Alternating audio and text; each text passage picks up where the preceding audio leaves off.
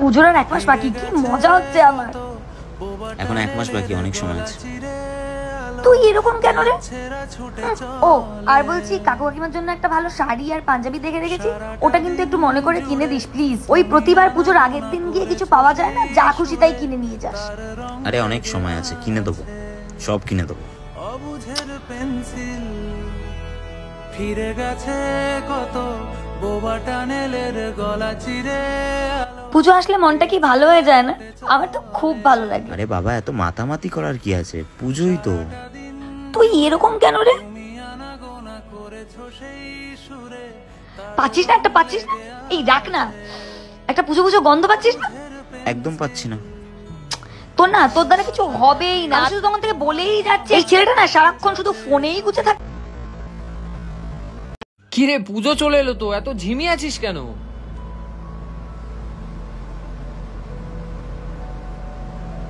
পুজো